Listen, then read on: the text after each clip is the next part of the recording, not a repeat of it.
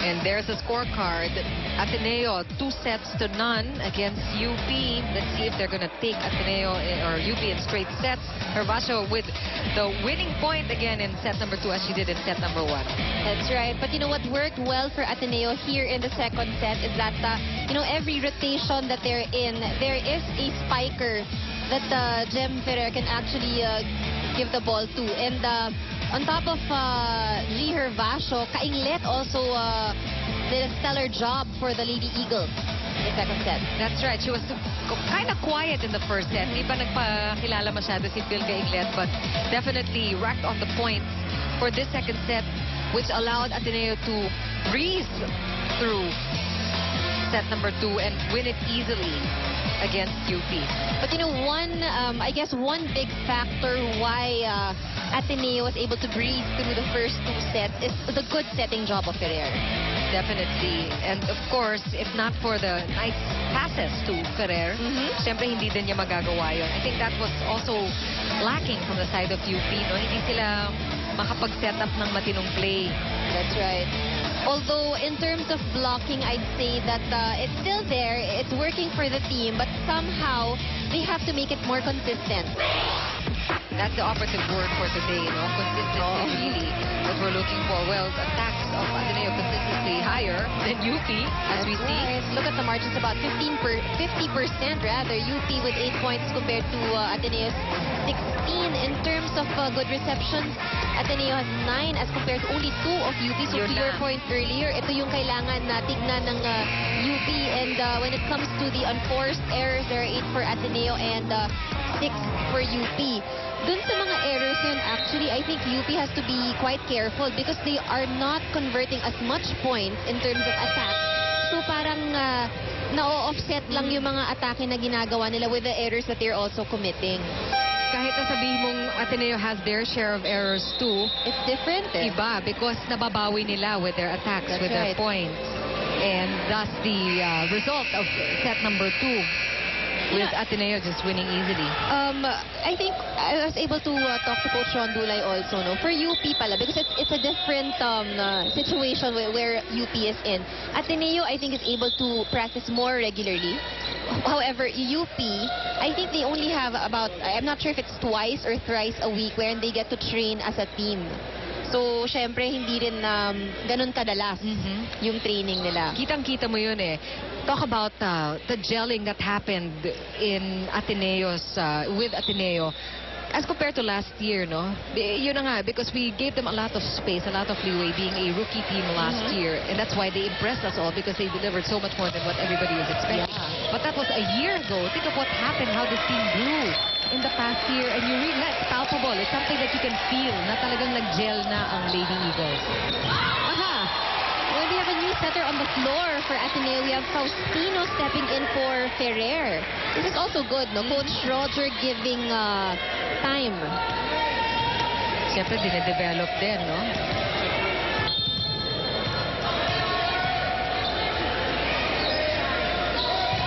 And UP scoring the first point in this third set. Faustino sends it over. Doug. Great placement play there by Quejas. She tried once with a hit. Hindi pumasok. Plinacing na lang niya. Linaglag na lang niya doon sa harap. And it worked. 2-love. Ateneo has not been allowed to score yet here in this third set. Must-win situation for UP. Ooh.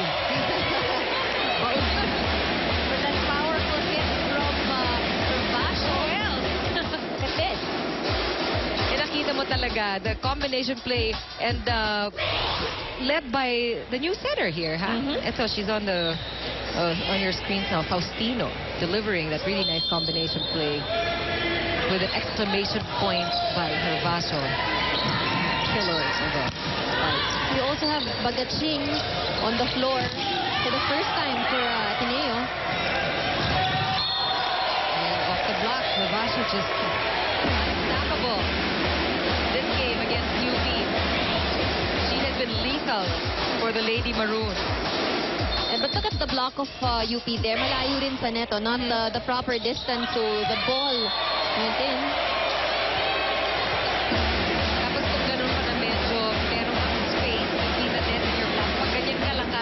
katulad nung Kane.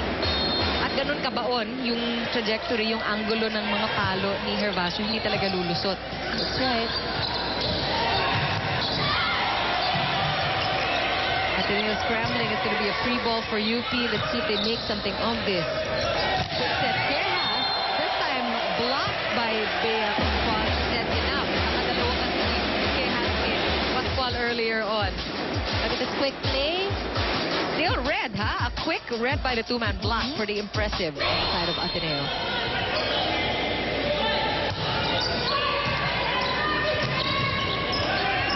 Carmela Lopez off speed. Steph Gabriel, the libero. And Cuevas, UP's libero, could not keep that ball in play. Nice point by Bea Pascual. Her famous quick. See a lot of variations now for Ateneo. Not just free going for the outside hitters, no? Nakita mo talagang designed yung plays because that quick was not exclusive to Jem Ferrer. We saw Faustino was the one who set up that juncture. We have a timeout. Let's listen to Coach Ron Mulay, who is needing to talk to the girls now.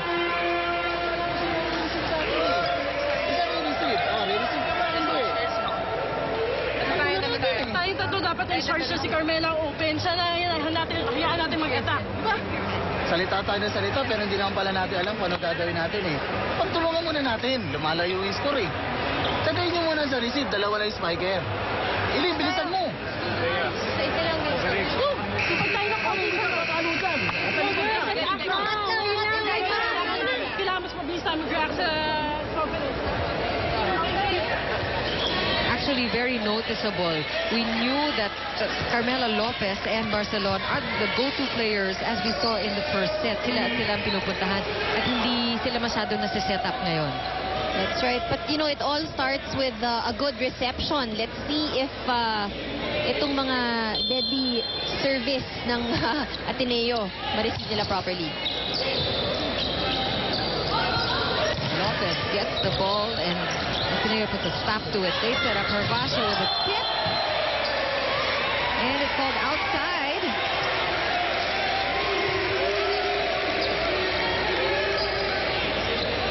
And that looks like a point finally awarded to UP. Nagtatalo yung ating dalawang officials. Nagtitinginan sila eh.